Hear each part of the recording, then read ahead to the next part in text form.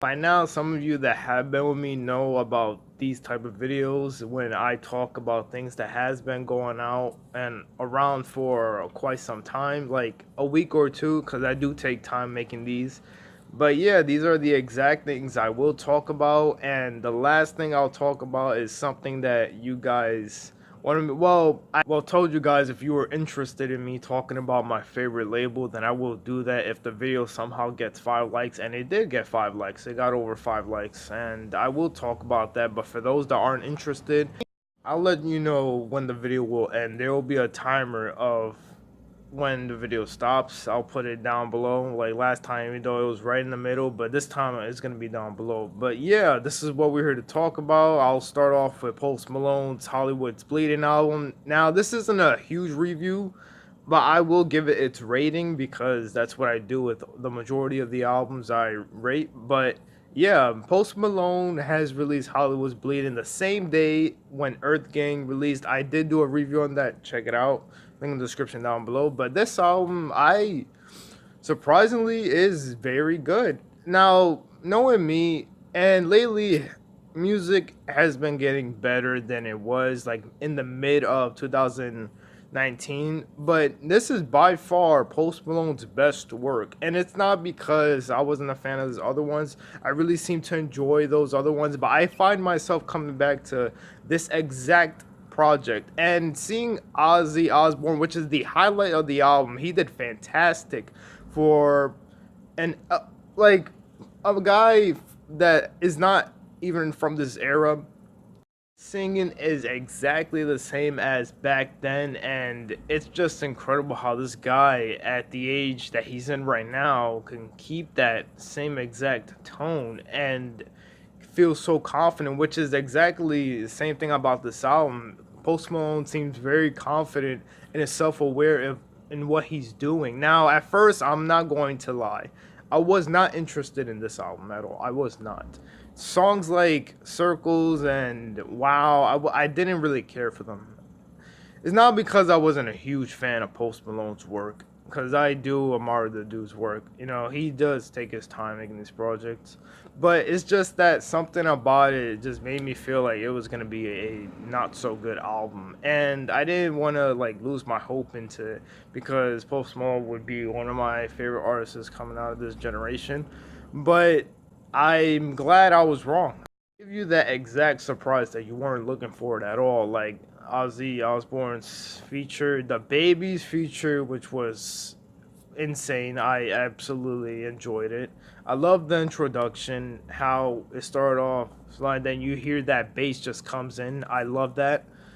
Thousand Bad Times, Die For Me, and I'm Gonna Be are absolutely fantastic tracks that you guys should check out for this album if you think I'm absolutely not being serious when I say this is by far his best work, because this is what I exactly wanted from Post Malone. And not to be nitpicky, but yeah, there are highlights, and some tracks were not as good.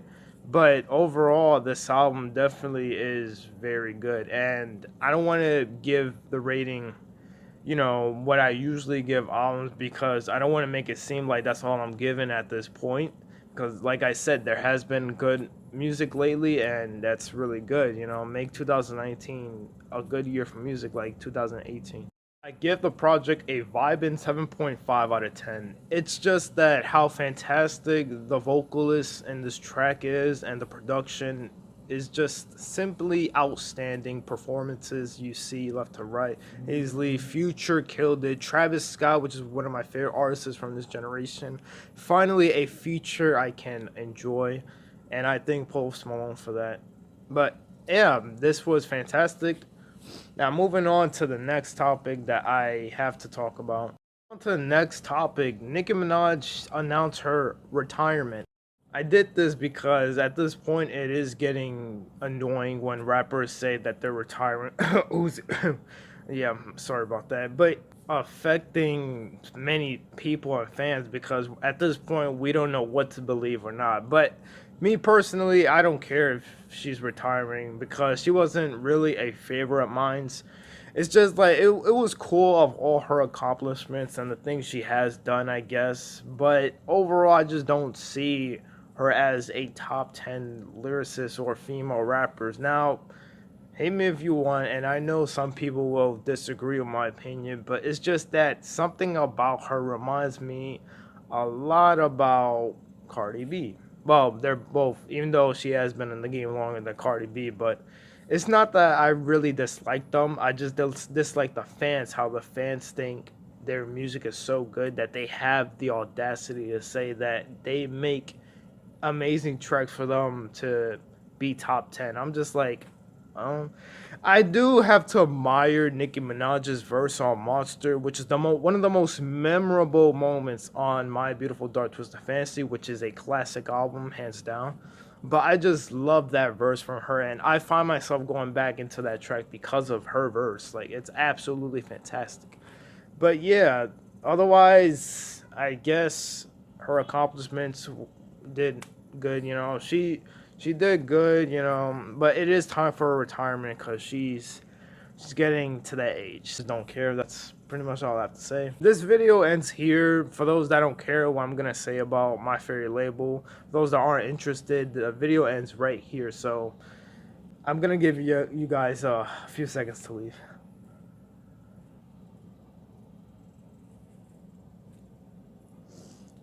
All right, you're gone. Okay, good. So, Monstercat, as I mentioned in my last video, how it's my favorite label and I seem to enjoy it more than Dreamville and hip hop. Now, one thing about me, and you guys will probably be in shock, but my favorite genre of music is not hip hop at all. I talk about the music because, well, I was surrounded by a lot of Spanish music because I am Puerto Rican, but also hip hop music in general as well. I am from New York, so it's like those two genres just kind of came with me. So it was like I was always surrounded by it. I'm still surrounded by it till this day. But anyways, just EDM is my exact favorite genre of music, and I found myself back in 2013 listening to it.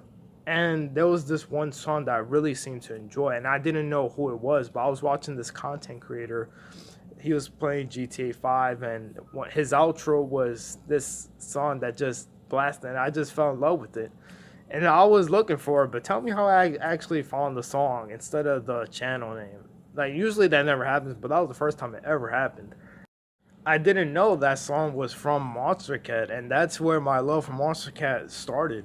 My favorite song out of Monstercat is Intercomp's Decoy World. Decoy World, both the original and the VIP, because there's two versions, but I suggest the VIP version if you want that nice melody, even though they're both almost the exact same thing. Monstercat is a label founded in 2011. Founder is Mike Darlington, who is right now at the age of 30, which is it amazed me and surprised me because he's young still, even though he is older than me. But still, it's just crazy how someone that young can make this label a thing, and I thank him a lot because he brings these outstanding artists, producers to artists to vocalists, and each and every one of their performance is very memorable. And some of my favorite artists coming out of that label is Tristan, Rogue, Earl Cord, Pegboard Nerds. Mazer just came out this year, and I seem to love the dude's work. I'm extremely bored. I seem to like draw these pictures like every time I find myself enjoying a song. I don't know if you guys can see it, but yeah, this is exactly what I'm talking about. And these artists on these pictures are absolutely amazing. For example, Slushy is my favorite producer of all time. For some reason, I seem to enjoy the creativity he does with these electro guitars, and just something that will blow your mind once that bass hits. And then once the bass is over, there's actually something else waiting for you when that bass is done. And I'm just like, wow. I find myself consistently going back to Slushy's work. And not to say that all the other artists don't entertain me, because everyone else does. Protostar, Tokyo Machine, Pixel Terror.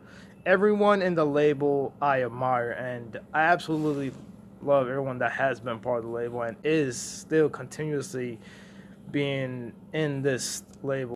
OGs from Monstercat like Muzzy and Efixa are still doing their thing. Now Muzzy, when you want future bass or like drum and bass, he is the king. He will deliver tracks that you're just your head will go rushing and you're just feeling that energetic vibe to the song, and it's just crazy. Storm's Crab Rave, it became a meme last year, is part of Monstercat, and I actually like this track. But Northstorm overall is an amazing artist. I recommend you check his projects out. Songs like Leaving Now is one of the perfect songs to go to, and Heist, oh, outstanding. Now let's start with recent times. The brand did split in 2018, but they made it to Uncaged, which is more of the headbangers. You normally see more of dubstep from that side, and where Instinct we have the melodic side, the more house music and just chill out music is where that's for you. Basically, like slow jams in a way, but not like too slow. Like, there are some bangers in Instinct, like Afraid of the Dark is a perfect example, which is an outstanding track from Kuro. I can't look. Some of these artists' names will be hard to pronounce, but overall, these artists are fantastic, and I'll always love Monstercat. That's not gonna change. Like, Monstercat will always be a label I find myself going to, and hey, I even have their merch.